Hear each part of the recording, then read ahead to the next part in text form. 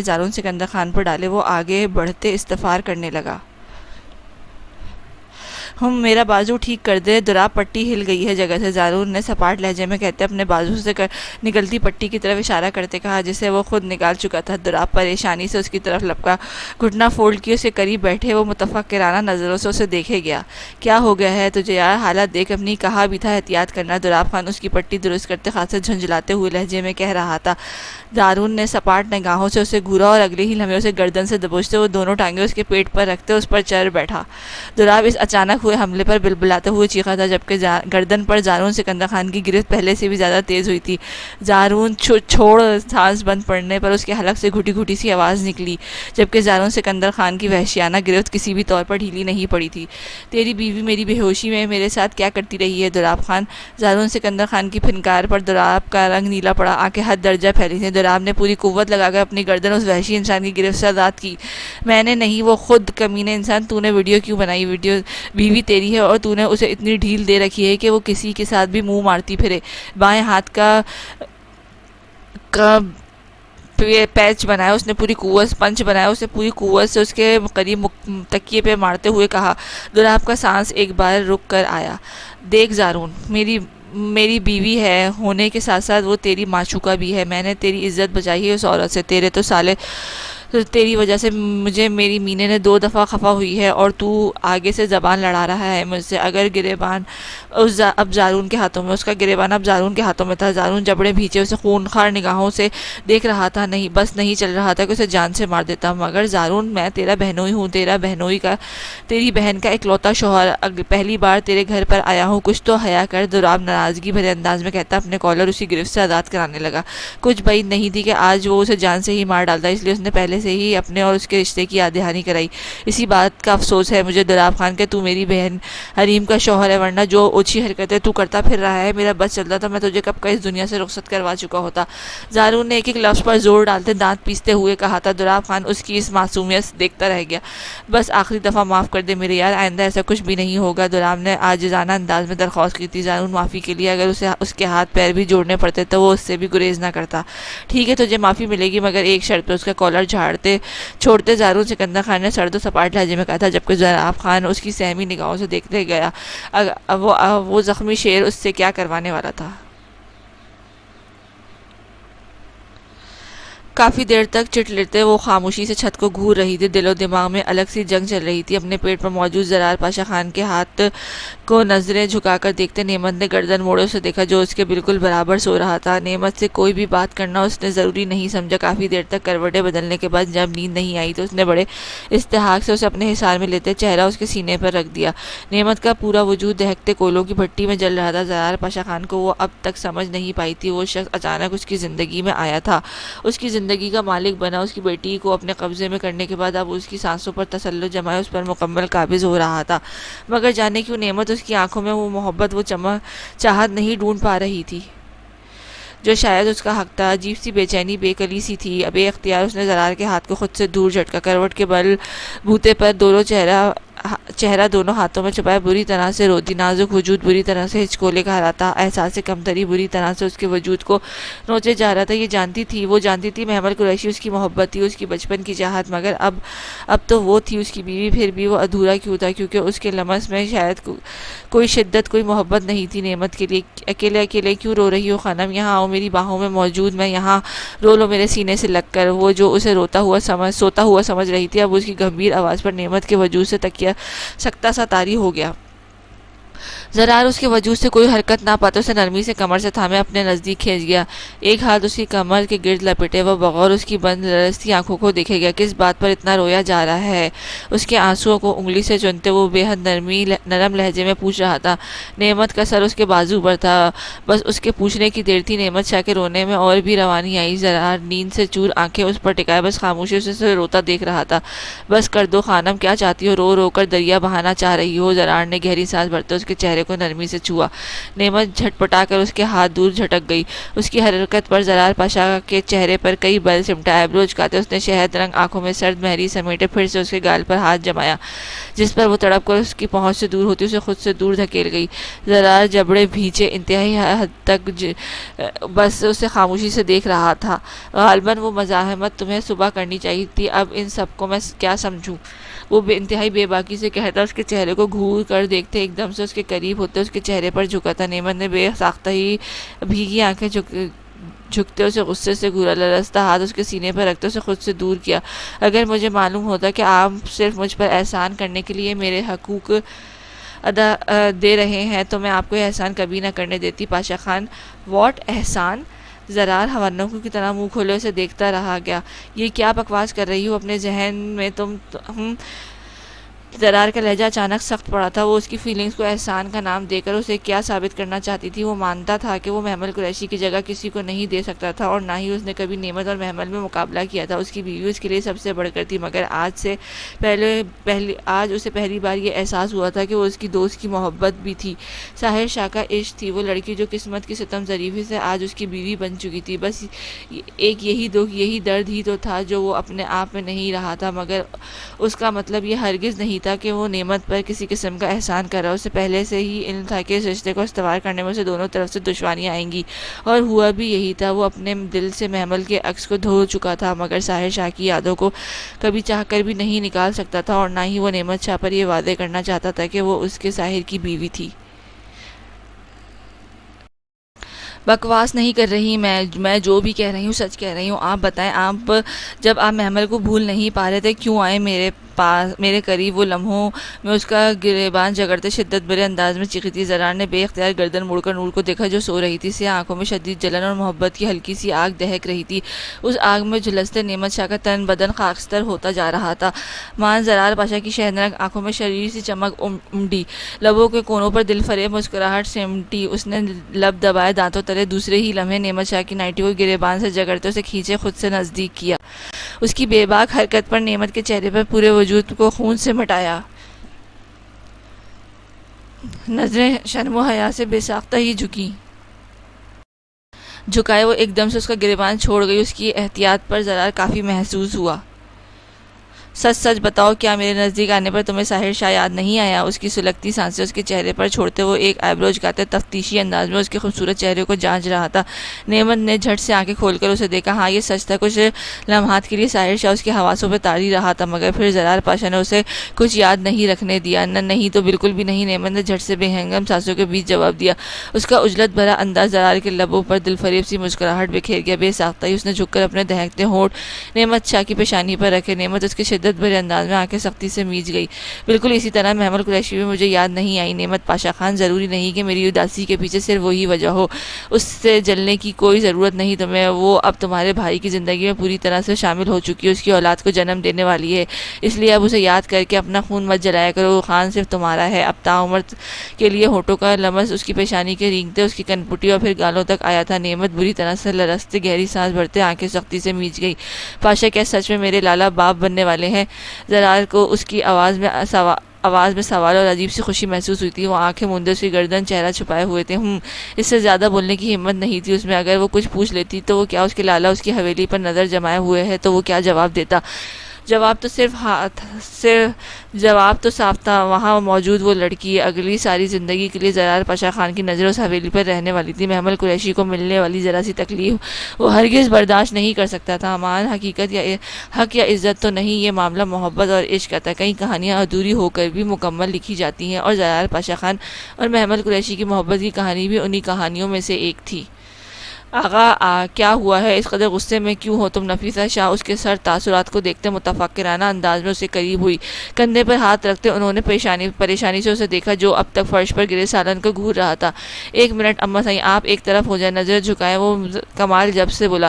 وہ غصے میں بھی اپنی ماں کی عزت نہیں بھول سکتا تھا۔ نفیسہ شاہ بے ساختہ ہی ایک طرف ہوئی۔ سیماب اور سمینہ شاہ دونوں ہی پریشانی سے اسے دیکھ رہی تھی، جس کے چہرے پر وحشت سی چھائی ہوئی تھی۔ سرکار سائیں، یہ ہے وہ ملازم جو سبزیاں اور گوشت خرید کر لایا تھا۔ جاوید عجلت میں اندر داخل ہوا۔ اس کے پیچھے ہی اختر ایک ملازم کو بری طرح سے پیٹتے ہوئے بالوں سے گھسیٹتا اندر لایا۔ ایک جھٹکے سے اس ملازم کو اس علاقہ شاہ کے قدموں میں گرائے۔ جاوید ایک طرف ہو کے ہاتھ پشت پر باندھ گیا۔ حویلی میں ہو رہے ہنگامے کی خبر آغا جان کو بھی ہوئی تھی۔ وہ لمبے لمبے ڈگ بھرتے زنان خانے میں آئے جہاں اسحاق آغا شاہ کافی بھپرا ہوا سا کھڑا تھا۔ کیا ہو رہا ہے یہاں؟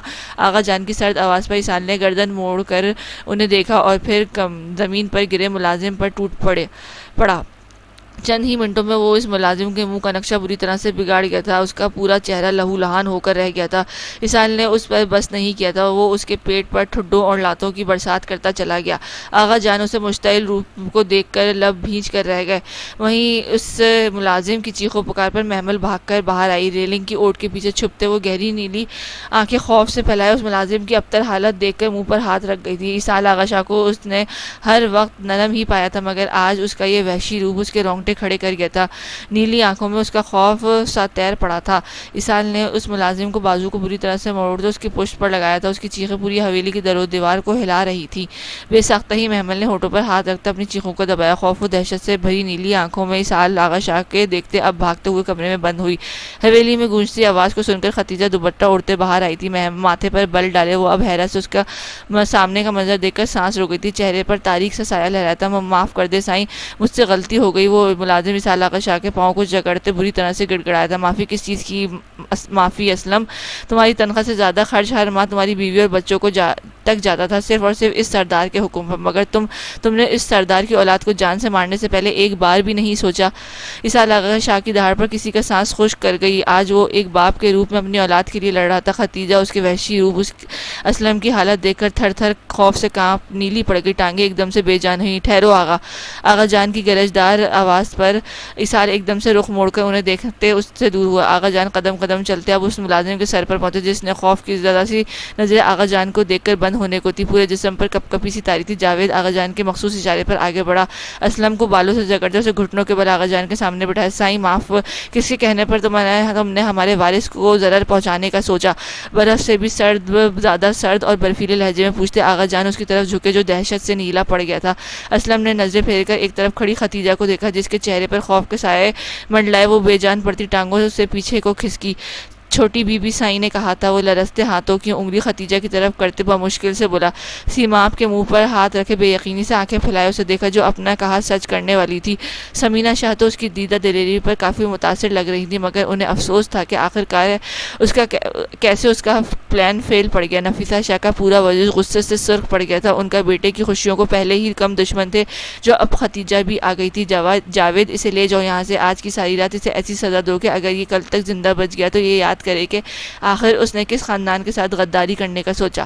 آغا جان کے سرد لہجے میں دیے گئے حکم پر جاوید اور اختر اس ادھمری حالت میں پڑے ملازم کو گھسیٹتے ہوئے باہر کی طرف نکلے۔ ختیجہ ماتھے پر چمکتے پسینے کی بوندوں کو دوپٹے سے رگڑتے اب سانس خوف سے روکے اپنی طرف بڑھتے آغا جان کو دیکھتے خوف و دہشت سے سفید پڑ گئی۔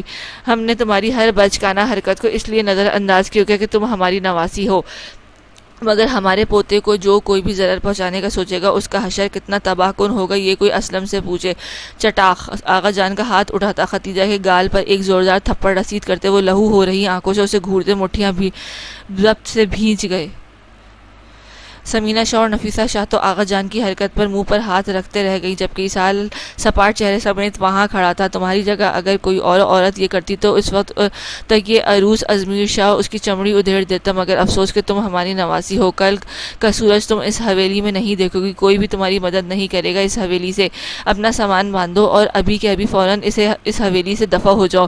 انتہائی سرد لہجے میں اسے حکم دیتے وہ ایک دم سے مڑے تھے۔ شرمندگی اور اہانت سے اپنے گالوں پر بہتے آنسوؤں کو ہتھیلی سے رگڑتے ختیجہ اپنے کمرے کی طرف بھاگی تھی۔ آج کے بعد اس حویلی میں سے کسی بھی فرد نے اس لڑکی کو یا ہمارے پوتے کو ضرر پہنچانے کی کوشش کی تو اس کا انجام سزائے موت ہوگا، پھر چاہے وہ کوئی بھی کیوں نہ ہو۔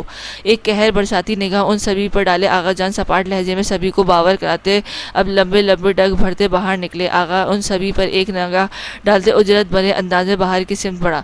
دروازے پر مسلسل دستک دینے کے باوجود بھی دوسری طرف سے دروازہ نہیں کھولا گیا۔ بدر عالم شاہ ماتھے پر ڈھیروں بل سمیٹے اب متفقانہ نظروں سے دروازے کو گھور رہا تھا۔ ایک نگاہ آگے پیچھے دوڑائے اس نے جیب سے ڈپلیکیٹ چابی نکالتے دروازہ باہر سے کھولا۔ اندر داخل ہوتے اسے دروازہ اندر سے لاکڈ کیا، ہاتھ پر پکڑی جیکٹ دور سے ہی صوفے پر طرف اچھالتے وہ اپنی گہری سبز آنکھیں گھمائے اطراف کا جائزہ لینے لگا۔ رات کے 12:30 کا ٹائم تھا، اب تک شاید روپ سو چکی ہو۔ سر جھٹکتے خود ہی اپنے آپ پر غصہ ہوا۔ وہ اچھے سے جانتا تھا روپ اکیلے نہیں رہ سکتی تھی، مگر پھر بھی وہ اس کے لیے راضی ہوئی تھی، مگر وہ چاہ کر بھی وقت پر نہیں لوٹ پایا تھا۔ یونی میں پارٹیز کا ماحول بن گیا تھا اور ہر دوسرا اسٹوڈنٹ آئے روز پارٹی دے رہا تھا، مگر اتنے دنوں سے وہ نہیں جا پایا تھا، اسی لیے آج اس سب کے اصرار پر اسے جانا پڑا۔ شرٹ کے بٹن کھولتے اس نے کوہنیوں تک بازو چڑھائے، بالوں کی انگلیاں چلاتے وہ بھاری قدموں سمیت اپنے کمرے کی طرف بڑھ گیا۔ دروازہ کھولتے ہی تاریکی نے اس کا استقبال کیا۔ لب دانتوں تلے دبائے وہ دبے قدموں بیڈ کی طرف بڑھا، کمفرٹر میں سر تک لپٹی اپنی بیوی پہ ایک نگاہ ڈالتے اس نے سائیڈ لیمپ جلایا۔ کمرہ ہلکی سی روشنی سے نہا گیا۔ بدر نے ایک نگاہ روپ کی ڈھکے سر پر ڈالی۔ کمرہ گھڑی اتارتے وہ سائڈ ٹیبل پر رکھے وہ شاور لینے کی غرض سے مڑا، مگر اچانک پاؤں کے نیچے کچھ آیا۔ وہ چونک کر رکا، غور کی تو روپ کا دوپٹہ اس کے پاؤں سے لپٹا پڑا تھا۔ بدر ایک دم سے جھکا، عجلت بھرے انداز میں اس کا دوپٹہ اٹھایا۔ وہ اچانک اس کی پوری نگاہ پورے کمرے پہ گئی۔ کشنز فرش پر پڑے ہوئے تھے، پورا کمرہ عجیب بکھرا ہوا تھا۔ روپ بے ساختہ ہی اس کے لبوں پر سرگوشی سی نمایاں ہوئی۔ اس کا دوپٹہ شدت سے مٹھیوں میں بھیجتے وہ بیڈ کی طرف بڑھ گیا۔ روپ چادر اتارنے کی کوشش کرتے وہ بے قراری سے بولا، مگر دوسری طرف سے روپ کی چادر کے کونے مضبوطی سے جکڑ ڈالے تھے، جس کے سبب بدر کو اندازہ ہوا کہ وہ جاگ رہی ہے، شاید اس سے ناراض ہے، اسی لیے وہ سونے کا ناٹک کر رہی تھی۔ بدر نے ایک جھٹکے سے چادر اس کے وجود سے اتارتی دور اچھالی۔ روپ چہرے دونوں ہاتھوں میں چھپائے رخ موڑ گئی۔ روپ بتائیں کیا ہوا ہے؟ روپ میری جان۔ بدر پاگلوں کی طرح اس کی منتوں پر اتر آیا تھا، اس کے ہاتھ کھولنا چاہے، مگر وہ کسی ضدی بچے کی طرح پہلے سے بھی زیادہ زور لگا رہی تھی۔ بے اختیار اس کی ناراضگی پر بدر کے ہونٹوں پر مسکراہٹ بکھری، ہاتھ بڑھاتے وہ اسے کسی نازک آبگینے کی طرح کھینچتے اپنے باہوں میں بھر کے، جس کی ہر مزاحمت کو رد کرتے وہ آہستگی سے اس کے چہرے سے دونوں ہاتھ ہٹانے میں کامیاب ہو گیا۔ روپ آپ رو رہی ہیں؟ بدر عالم شاہ کے لہجے میں بے قراری تھی۔ اب ان جھیل جیسی آنکھوں میں آنسو وہ ہرگز برداشت نہیں کر سکتا تھا۔ پاگلوں کی طرح اس نے آنسوؤں کو صاف کرتے وہ اسے شدت سے سینے میں بھیج گیا۔ جبکہ روپ غم و غصے سے کھولتی اس کی شرٹ کو مٹھیوں میں جکڑتے مزاحمت ترک کر گئی۔ مجھے نہیں رہنا یہاں، مجھے حویلی چھوڑ کر آؤ، کسی روٹھے ہوئے بچے کی طرح اس کے سینے میں لگی ہوئی رونے سے بھیگی لرزتے ہوئے لہجے میں بولی۔ بدر نہ سمجھی سے اس کے بالوں کو سنوارتے اس کے پورے سر پر بوسے دے رہا تھا۔ صبح تک تو وہ ٹھیک تھی، اب اسے اچانک کیا ہوتا وہ سمجھنے سے قاصر تھا۔ کیا ہوا میری جان؟ کچھ تو بتائیں۔ اس کی پیٹھ تھپکتے وہ دونوں پاؤں بیڈ کے اوپر کرتے اب نرمی سے پوچھنے لگے، کچھ نہیں ہوا، بس مجھے میری حویلی میرے لالا کے پاس چھوڑ دیں آپ۔ روپ نے بضد ہوتے کہا۔ تو پورا دن وہ پاگلوں کی طرح اس کا انتظار کرتی رہی تھی۔ دن کے 2 بجے کے دوران اس کی بوجھل طبیعت اچانک سے بگڑی تھی، دل الگ سے متلانے لگا تھا۔ وہ کئی بار اسے کال کر چکی تھی، مگر بدر عالم شاہ نے اس کی کال تک نہیں اٹھائی تھی۔ وہ دن سے رات تک الٹیاں کر کے نیم بے ہوش ہو چکی تھی، مگر اس کی ہر امید کو بدر عالم شاہ نے توڑ دیا تھا۔ وہ اس کا انتظار کرتی رہی، آنسو بہاتی رہی، مگر وہ پھر بھی نہیں آیا۔ اب جب وہ آیا تو اس روپ کا ہر گزارا نہیں تھا اس سے بات کرنے کا، ہرگز ارادہ نہیں تھا اس سے بات کرنے کا۔ ایک سیکنڈ آپ نے شاور لیا؟ اس وقت بدر اس کے بالوں کو جڑوں کو سہلاتے چونکا تھا۔ اس کا سرد چہرہ اور ٹھنڈا وجود دیکھ کر اسے سمجھ نہیں آئی تھی، مگر اب اس کے بالوں میں انگلیاں چلاتے وہ شدید چونکا تھا۔ جنوری کے اوائل دنوں میں اس کا رات کے اس پہر شاور لینا بدر عالم کو جھنجھلا کر رکھ گیا تھا۔ میں آپ کو جواب دہ نہیں ہوں، مجھے میری حویلی چھوڑ دیں۔ روح اس کے شانوں پر دباؤ دیتے اس کی گود سے اٹھی تھی۔ تھوڑی دیر پہلے ہی اس نے شاور لے کر اپنے کپڑے تبدیل کیے تھے، ورنہ ان کپڑوں میں ساتھ ساتھ اسے خود سے بھی بدبو سی آ رہی تھی۔ وہ بیڈ سے اتری، مگر اگلے ہی لمحے سے بازو سے جگڑتے بدن نے ایک دم سے اپنی باہوں میں جگڑا، بے حد نرمی سے اسے باہوں میں بھرتے وہ بیڈ پر لٹا چکا تھا۔ یہ آپشن تو ختم ہے آپ کے لیے ڈیئر وائف، آپ نے خود ہی واپس جانے سے انکار کیا تھا، اب بدر عالم شاہ آپ کو ہرگز نہیں بھیجنے والا۔ شرٹ کے بٹن کھولتے وہ ٹھہرے ہوئے لہجے میں بولا، نظریں اب تک روپ شاہ کے نازک مخملی وجود پر ٹکی سی دوپٹے کے بغیر وہ ہلکے گلابی رنگ کے سوٹ میں سیدھی اس کے دل میں اتر رہی تھی۔ روپ ایک دم سے اٹھی، مگر اس کے سینے پر ہاتھ پر دباؤ دیتے بدر نے اسے تکیے پر گرایا، دونوں ہاتھ اس کی طرف میں جمائے۔ میں جانتا ہوں مجھے آنے میں دیری ہو گئی روپ، آئندہ ایسا نہیں ہوگا میری زندگی، آج کے لیے دل سے معذرت۔ اس کے سرد پڑتے نقوش کو اپنے دہکتے ہونٹوں سے چھوتے گمبھیر لہجے میں بولا۔ روپ شاہ گہری سانس بھرتے بدر عالم کے شاہ کے لمس کو اپنی لمس پر آنکھیں سختی سے میچ گئی۔ عالم، بدر عالم شاہ مدہوشی سی کیفیت میں اس کے چہرے پر اپنا لمس بکھیرتے اسے خود میں قید کر رہا تھا جب اچانک سانس روکنے پر روپ گھبرا کر اسے پکارتی اگلے ہی لمحے سے خود سے دور پش کرتے اٹھی. ادھر پریشانی سے اسے دیکھتا رہ گیا جو بھاگ کر واش روم میں گئی تھی. وہ تیزی سے بیڈ سے اترا. اب عجلت میں روپ کے پیچھے ہی واش روم میں داخل ہوا تھا. سامنے ہی دائیں جانب لگے اسٹائلش مرر کے نیچے واش بیسن میں سر جھکائے وہ بری طرح سے وامٹ کر رہی تھی. اس کی حالت کو دیکھ کر بدر بے چینی سے اس کے قریب گئے. نرمی سے اس کی پشت لاتے وہ روپ کے بے جان پڑتے وجود کو اپنے مضبوط حصار میں بھر گیا. تھوڑی ہی دیر میں وہ بالکل بے جان ہو گئی تھی. جسم میں طاقت نہ ہونے کے برابر تھی. بدر اسے نرمی سے تھاما. اس کا رخ اپنی سمت موڑ گیا. سرخ چہرے اور بند آنکھوں کے ساتھ اس کے سامنے کھڑی روپ بدر عالم شاہ کے دل کو بری طرح سے تکلیف دے رہی تھی. وہ کسی نازک آبگینے کی طرح باہوں میں بڑھتے بیڈ تک آیا. اسے نرمی سے بیڈ پر لٹاتے وہ اسے قریب بیٹھا. روپ بدر نے نرمی سے اس کا گال تھپکتے بے چینی اور گھبراہٹ سے اسے دیکھا. جس کی مندی مندی آنکھیں کھولتے بدر عالم شاہ کو دیکھا. اس کے چہرے پر بے تحاشا گھبراہٹ اور خوف تھا. روپ بے ساختہ ہی اس کا ہاتھ تھامے سر نفی میں ہلا گئی. وہ اس سے خفا ضرور ہوئی تھی مگر اپنی وجہ سے اسے پریشان نہیں دیکھ سکتی تھی. کب سے یہ حالت ہے آپ کی؟ جبڑے شدت سے بھیچے وہ بڑے ضبط سے اس سے پوچھتا. اس کا چہرہ اب ہاتھوں کے پیالے میں بھر گیا. روپ نے بھیگی سیاہ آنکھیں ان سبز آنکھوں میں گاڑے جہاں صرف اور صرف اس کا عکس نمایاں تھا. دن سے وامٹ ہو رہی ہے عالم. اب ٹھیک ہوں آپ پریشان نہ ہو. وہ اس کا ہاتھ اس کے گال پر ٹکائے بے حد لاڈ سے بولی. بدر کا دل چاہا خود کو شوٹ کر دے. اس کی بیوی سارا دن بیمار پڑی رہی اور وہ وہاں کلب میں پارٹیاں انجوائے کر رہا تھا. اس کا موبائل فون بھی اس کے دوستوں کے پاس تھا ورنہ شاید اسے روپ کی کالز کا علم ہو جاتا. آئی ایم سو سوری میری جان. یہ سب میری وجہ سے ہوا ہے. مجھے دھیان رکھنا چاہیے تھا. اٹھے ہم ڈاکٹر کے پاس چلتے ہیں. وہ کسی سرپھرے عاشق کی طرح اس کی حالت دیکھ کر گھبرایا ہوا اسے جگہ سے اٹھائے کھڑا ہوا. روپ نے بے ساختہ ہی سر نفی میں لایا. عالم اس وقت کون سا ڈاکٹر ملے گا؟ ہم صبح چلے جائیں گے. روپ اسے نرمی سے سمجھاتے بیٹھ گراؤنڈ سے ٹیک لگا گئی. نہیں ہم ابھی جائیں گے. میرے فرینڈس کی بھابھی ڈاکٹر ہیں. آپ اٹھے ہم وہاں چلتے ہیں. وہ سنجیدگی سے الماری کی طرف بڑا. شرٹ چینج کرتے اس نے جیکٹ پہنی. روپ کا دوپٹہ نکالتے وہ اس تک آیا تھا. اس کے سر اور وجود کو اچھی طرح سے کور کیے اسے باہوں میں بھرتے کمرے سے باہر نکل گیا. پورا 1 ہفتہ ہو گیا ہے تم لوگوں کو مگر مجال ہے جو کوئی ایک بھی ڈھنگ کی خبر سنائی ہو. دفعہ ہو جاؤ میری نظروں سے دور. شایان شاہ کی دھاڑ پر اس کے سامنے کھڑے آدمی ایک ایک کرتے مردان خانے سے باہر نکلتے چلے گئے تھے.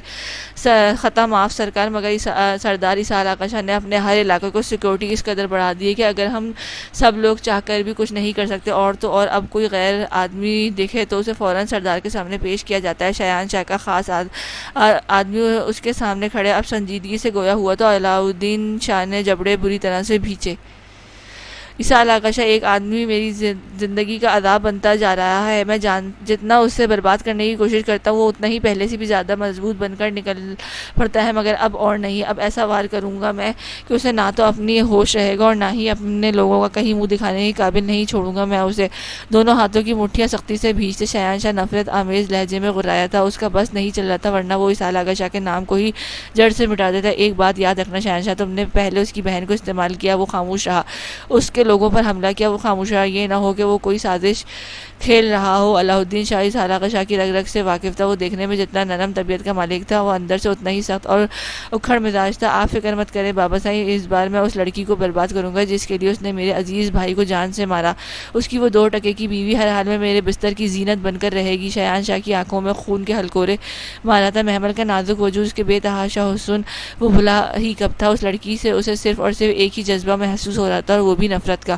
نظر رکھو اس حویلی پر اکرم. اگلے 2-3 دنوں میں مجھے وہ لڑکی میرے بستر پر چاہیے. کیسے کرو گے یہ مجھے معلوم نہیں مگر یہ ہر صورت میں ہونا چاہیے.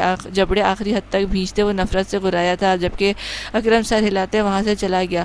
ایک بات یاد رکھنا شایان شاہ اس بار تم اس کے ہاتھ لگے تو وہ دوسرا موقع نہیں دے گا تمہیں. علاؤالدین شاہ سرد و سپاٹ لہجے میں بولتا اپنی جگہ سے اٹھ کھڑا ہوا. وہ اسے بارہا سمجھا چکا تھا کہ اسحاق آقا شاہ سے دشمنی مول لینا خطرے سے خالی نہیں مگر اس کا بیٹا اس کی کسی بھی بات کو سنجیدگی سے نہیں لے رہا تھا. جبھی وہ سنجیدہ لہجے میں کہتا زنان خانے کی سمت بڑھ گیا. شایان شاہ اپنی جیب میں بڑے موبائل فون کی بیل پر چوکا. موبائل فون نکلتے اس کے اسکرین پر جگمگاتے انجان نمبر کو حیرت سے دیکھا. کچھ سوچتے اس نے کال اٹھاتے موبائل فون کان سے لگایا. دروازے پر دستک دیتے وہ لب بھیجے اندر داخل ہوا.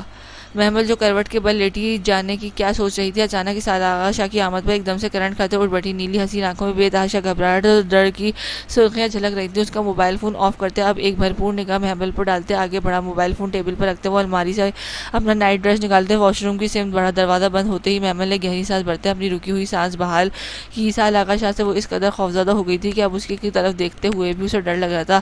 وہ تو اسے شریف سمجھتی آ رہی تھی مگر آج جس طرح اس نے اس ملازم کا حشر بگاڑا تھا محمل چاہ کر بھی بھی وہ منظر بھول نہیں پا رہی تھی۔ پورے وجود پر عجیب سی سنسنی طاری ہو رہی تھی۔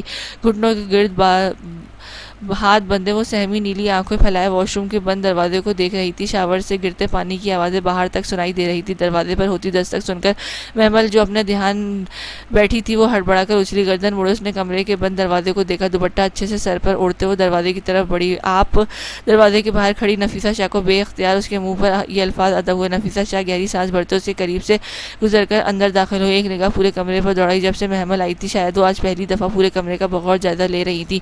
کھانا رکھو اور تم جاؤ سب، اپنے ساتھ آئی ملازمہ کو حکم دیتی وہ بیڈ کی جانب بڑی۔ ملازمہ کھانا ٹیبل پر سجا کر کمرے سے باہر چلے گئیں۔ نفیسہ شاہ بڑی باریک بینی سے پورے کمرے میں ہوئی تبدیلیوں کو دیکھتی ایک دم سے گہری سانس بھر کر مڑی۔ پورے 2 سال کے بعد یہ کمرہ تبدیل ہوا تھا۔ ماہ رخ کے انتقال کے بعد بالکل پاگل سا ہو گیا تھا میرا آقا، کسی کو کمرے میں آنے تک نہیں دیتا تھا۔ پوری رات اسی قبر پر بیٹھا رہتا تھا۔ وہ دیوار پر لگی اس کی خوبصورت مسکراتی تصویر کو دیکھتے اذیت سے مسکرائی۔ محمل ان کے الفاظ میں پنپتے کرب کو بخوبی محسوس کر رہی تھی۔ نظروں کے سامنے وہ خوبرو چہرہ لہرایا جس نے آج تک اپنا غم، اپنی تکلیف اس پر آیا نہیں ہونے دی تھی۔ میں نے تمہیں ہرگز قبول نہیں کیا محمل۔ وہ اب ایک گہری سانس بھر کر اس کی طرف مڑی۔ وہ حیرت سے انہیں دیکھ رہی تھی۔ نفیسہ شاہ نے سر پہ ایک نگاہ اس کے الجھے سراپے پر دوڑائی۔ سر تعصب سے جھٹکتے وہ اب اس کے قریب ہوئی تھی۔ میرے بیٹی کی خوشی کی خاطر میں تمہیں قبول کرنے میں مجبور ہوں محمل۔ وہ شاید خود بھی نہیں سمجھ پا رہا مگر میں ماں ہوں۔ اس کی آنکھوں میں تمہارے لیے جو جذبات میں دیکھ چکی ہوں وہ ماہ رخ سے کہیں زیادہ تم سے محبت کرنے لگا۔ شاید وہ ہم سب کی وجہ سے ہوا ہے۔ وہ اب محمل کو بے یقینی سے پھیلی آنکھوں کو دیکھ کر بول رہی تھی جس کے دھڑکنیں اس انوکھے احساس پر بے ترتیب ہوئی تھی۔ اگر ہم سب حویلی والے تمہیں دشمن نہ بنتے تو آج وہ تمہیں محفوظ کرتے کرتے اپنا آپ تم پر ہارتا نہ۔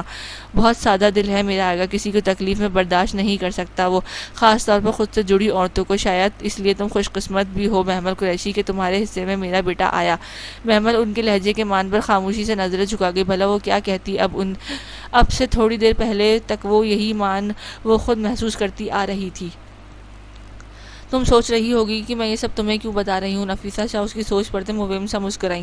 میں یہ سب تمہیں اس لیے بتا رہی ہوں تاکہ تم اب اپنا ماضی کو بھول کر میرے بیٹے کے حال کو سنوارو، اس کی یادوں سے ماہ رخ افندی کا سایہ نوچ کر اپنا عکس بھر دو تاکہ جو اذیتیں اس کے دل میں گھر چکی ہوں ان سے چھٹکارا ملے۔ میں سمجھی نہیں آپ کی بات۔ محمل نہ سمجھی سے اسے دیکھتے ہوئے پوچھنے لگی۔ جنہوں نے سرد سانس فضا کے سپرد کی، ماہ رخ کی موت کا ذمہ دار وہ خود کو مانتا ہے۔ وہ تو حالات ایسے بن گئے ہیں کہ وہ وقتی طور پر الجھ گیا ہے، ورنہ خود کو اذیت پہنچانے میں اس نے کوئی کسر نہیں چھوڑی۔ محمل بے یقینی سے آنکھیں پھیلائے انہیں دیکھ رہی تھی۔ ماہ رخ کی موت یا حادثہ وہ بری طرح سے الجھی تھی۔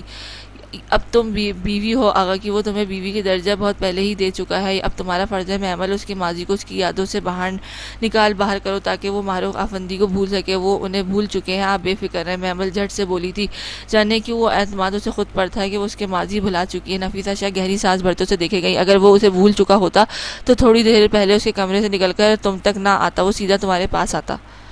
محمل کا چہرہ ان کی بات پر تاریک پڑا، ایک سایہ سا لہرایا تھا اس کے چہرے پر۔ ماہ رخ افندی اس دنیا میں نہ سہی اس کے شوہر کے دل میں اب بھی زندہ تھی۔ یہ سچ عجیب جلن سی بھر گیا تھا محمل کے اندر۔ یہ کھانا بالکل ٹھیک ہے آقا بھوکا ہے اور تم بھی کھا لینا، سرد لہجے میں اسے حکم دیتی وہ اس کے لہجے پر سراپے پر ایک نگاہ ڈالے رکی۔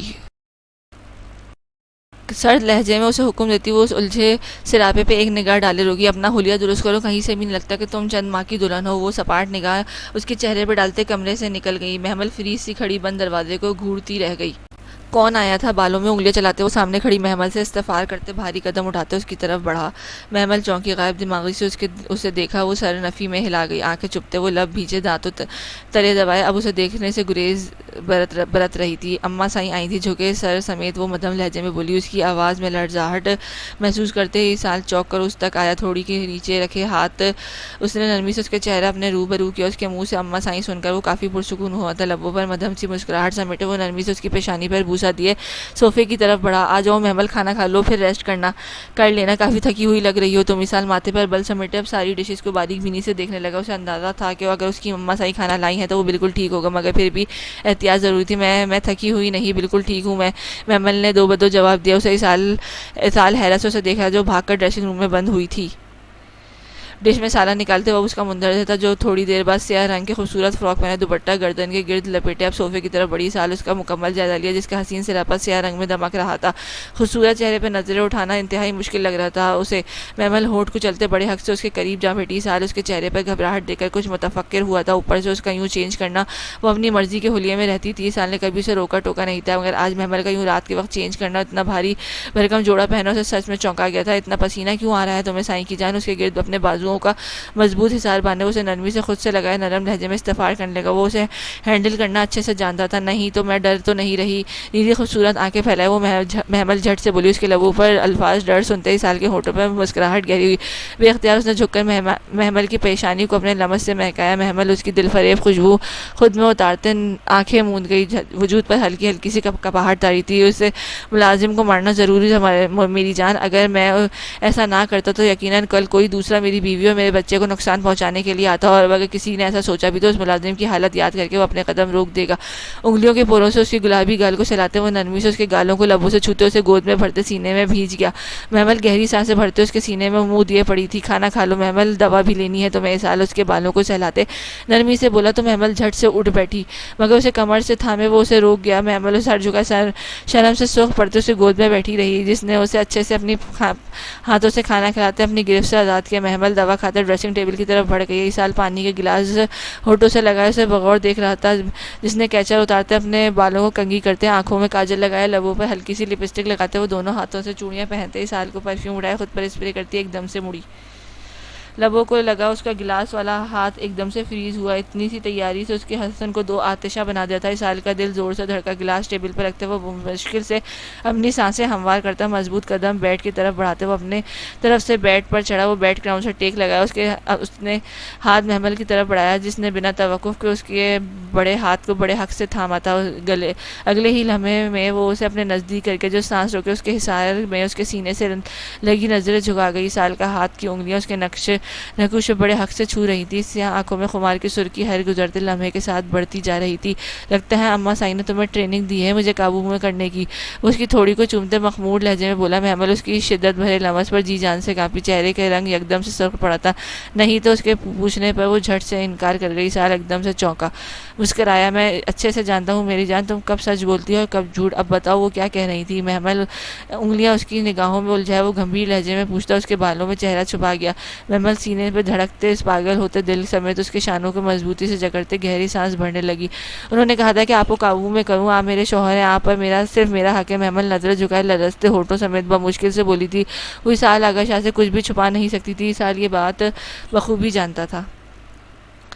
تو تم نے کہا نہیں کہ بنا قابو کیے ہی محترم قابو ہیں، کچھ کرنے کی ضرورت ہی نہیں، وہ شریر لہجے میں اس کی آنکھوں میں دیکھتے ہوئے بولا۔ محمل سنجیدگی سے اس کے گہری سانس سیاہ آنکھوں میں دیکھ رہی تھی۔ مجھے آپ کو پورے کے پورے چاہیے ہیں سائی، صرف میرے۔ نیلی آنکھوں میں سرخیاں سمیٹے وہ گمبھیر لہجے میں کہتی اسے بے ساختہ چونکا گئی تھی۔ انسان لا سمجھی سے اسے دیکھا گیا، جس کی آنکھوں میں جلن کی تیز سرخیاں تھی۔ سوچ لو سردارنی، یہ شخص ادھورا ہی تمہارے لیے جان لیوا ہے، اگر مکمل مل گیا تو تمہارے ہوش اڑا دوں گا۔ اسحاق آغا شاہ اس کے کان کے قریب جھکتے گمبھیرتا سے بے باک لہجے میں بولتا، اس کی رہی صحیح ہمت بھی آزما گیا۔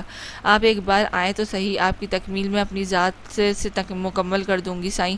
وہ ایک اس ساحر کی سیاہ آنکھوں میں جھانکتے سنجیدگی بھرے انداز میں اقرار کر گئی تھی۔ اس کانچ سی گہری آنکھوں میں محبت کے جذبات ہلکورے لیتے اسحاق آغا شاہ کو پاگل بنا لیتے۔ وہ محمل کے سامنے پہلی بار لاجواب پڑا تھا، وہ اسے چاہنے کی ہر حد پار کرنا چاہتی تھی، پھر چاہے اس سفر میں وہ خود کو مکمل کھو دیتا، مگر یہ سفر لازمی کرنا چاہتا تھا۔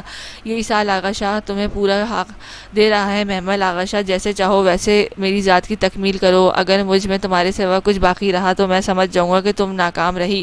وہ اس کی آنکھوں میں دیکھتی سنجیدگی سے بولا۔ محمل آنکھیں میچتے گہری سانس بھرتے اس کے سینے میں منہ چھپا گئی۔ اسحاق آغا شاہ اس کی معصومیت پر تعصب سے سر جھٹکتے اسے نرمی سے خود میں بھیج گیا۔ وہ لڑکی اس کے سامنے نظریں نہیں اٹھا پاتی تھی، وہ بھلا کیسے اسے دنیا بھلا دیتی۔ سر جھٹکتے وہ سوچوں میں خود سے مہور گفتگو سے جانے بنا کہ اس کی سوچ، اس کا وقت، سب کچھ بہت جلد بدلنے والا تھا۔ راکنگ چیئر مسلسل ہل رہی تھی، ہر بار ہلنے کی سبب ایک عجیب سی آواز اس میں پیدا ہو رہی تھی جو کمرے کے خاموش ماحول میں ارتعاش برپا کر رہی تھی۔ چیئر پر بیٹھی رمینہ خان کی مخروطی انگلیاں بڑی نزاکت سے سامنے پڑے لیپ ٹاپ پر گردش کر رہی تھیں۔ حسین آنکھوں میں ہر گزرتے لمحے کے ساتھ الجھن بڑھتی جا رہی تھی۔ اس کے پیچھے ایک ہاتھ چیئر کے بیک پر مضبوطی سے جمایا کھڑا دانیال جعفر بمشکل سے اپنے اشتعال کو دبائے کھڑا تھا۔ گزشتہ رات اسے ایک انجان نمبر سے کچھ ویڈیوز اور میسیجز موصول ہوئے تھے جن میں ساحر شاہ کی موت کی ویڈیو سے لے کر یونیورسٹیز میں جاری ان کی ہر کالے دھندے کی چھوٹی چھوٹی کلپ تھی۔ دانیال جعفر کے لیے یہ سب کچھ کسی بھیانک خواب سے ہرگز کم نہیں تھا۔ رمینہ کچھ کرو ورنہ وہ دن دور نہیں کہ جب یہ پاک آرمی ہمارے گلے کو کاٹ ڈالے۔ پسینے سے شرابور چہرے کو رومال سے صاف کرتے دانیال نے ٹائی کی نوٹ ڈھیلی کی۔ مجھے لگتا ہے جو کوئی بھی ہے ساحر شاہ کا ساتھی ہے دانیال، اس کا کوئی بھی بہت خاص جو اس کے اس سیکرٹ مشن کے بارے میں سب جانتا تھا۔ رمینہ کا دماغ بڑی تیزی سے چل رہا تھا۔ اس کے پچھلے 5 سالوں سے بے وقوف بنتی آ رہی تھی مگر اب تک اسے زارون یا دراب خان پر ذرا برابر شک نہیں ہوا تھا۔ تم مانو یا نہ مانو وہ دراب خان تمہیں نقلی ہسبینڈ ان سب میں شامل ہے۔ دانیال اپنی جگہ سے تقریباً اچھل پڑا تھا۔ دراب خان کا اتنا سادہ ہونا اسے ہضم نہیں ہو رہا تھا۔ بکواس مت کرو تم دانیال، وہ مجھ سے بے پناہ محبت کرتا ہے اس لیے میں جہاں مرضی جاؤں اسے اعتراض نہیں ہوتا ہے۔ رمینہ تڑپ پڑی جبکہ دانیال نے تعصب سے سر جھٹکا۔ تم ان لوگوں کو اتنے سالوں میں نہیں جان پائی بے وقوف لڑکی، وہ اپنی عورتوں کے معاملے میں بڑے حساس ہوتے ہیں مگر تمہارا شوہر ایسا لاپرواہ ہے جیسے تمہارے ہونے یا نہ ہونے سے اسے کوئی فرق نہ ہو۔ سگار کا کش لیتے دانیال جعفر نے سپاٹ لہجے میں کہا، شٹ اپ دانیال، یہ دیکھو مجھے کیا ملا ہے۔ رمینہ اسے کڑے تیوروں سے دیکھتے اب لیپ ٹاپ کی اسکرین اس کی نظریں سامنے کرتے بولی۔ دانیال نے چوک کر اسکرین کو دیکھا۔ اس کی آنکھیں بے یقینی سے پھیلی رہ گئیں۔ امپاسبل، بالکل میں بھی ایسے کہہ رہی ہوں۔ ساحر شاہ کا جگری دوست کوئی اور نہیں زرار پاشا خان ہے اور اسی لیے اس نے ساحر شاہ کی بیٹی اور بیوی کو قبول کیا جبکہ یہ سب بدلے والا ناٹک تھا اس کا۔ اسکرین پر ابھرتے ساحر اور زرار کے عکس کو نفرت بھری نظروں سے گھورتے اچانک رمینہ کی آنکھیں ساحر شاہ کی گردن پر موجود لاکٹ پر اٹکی۔ اسکرین زوم کرتے اس نے بغور اس لاکٹ کو دیکھا۔ یہ لاکٹ تو ایک کرتے اس کے ذہن کے پردے پر نور آئینہ کا عکس لہرایا تھا۔ یہ لاکٹ اس بچی گلے میں دیکھ چکی تھی۔ دانیال، ہمارے خلاف ساحر شاہ کے سارے ثبوت اس بچی کے پاس ہیں۔ رمینہ گردن اٹھائے دانیال جعفر کو دیکھتے سنجیدگی بھرے انداز میں بولی جبکہ دانیال ہونوں کی طرف سے ناسمجھی سے دیکھ رہا تھا۔ ہمیں ساحر شاہ کے لیپ ٹاپ پہ کوئی بھی ثبوت اس لیے نہیں ملا کیونکہ اس نے وہ کارڈ اپنی لاکٹ میں سیو رکھا تھا اور اب یہ لاکٹ اس کی بیٹی کے گلے میں ہے۔ دانت پیستے ہوئے سر نفرت سے غرائی۔ Are you sure Ramina? Daniyal confuse سا تھا۔ میں نے خود یہی لاکٹ اس بچی کے گلے میں دیکھا ہے۔ ایک کام کرو، اپنے آدمی بھیجو، پاشا خان جہاں کہیں بھی اپنی بیوی اور بیٹی کے ساتھ چھپا ہے اسے کھود کے نکالیں۔ اگلے 2 دنوں میں وہ بچی مجھے میرے سامنے چاہیے۔ لبوں پر ہاتھ کی مٹھی مضبوطی سے جمائے وہ دھیمے لہجے میں دھاڑی تھی۔ ساحر شاہ نے اسے ان 5 سالوں میں جتنا ذلیل و خوار کیا تھا اگر وہ زندگی میں کسی سے نہیں ہوئی تھی۔ ایک بار یہ بچی میرے ہاتھ آ جائے پھر ساری کی ساری گیم میرے ہاتھ میں ہوگی۔ زرار پاشا خان اور ساحر شاہ کی تصویر دیکھتے وہ زیر لب مسکرائی۔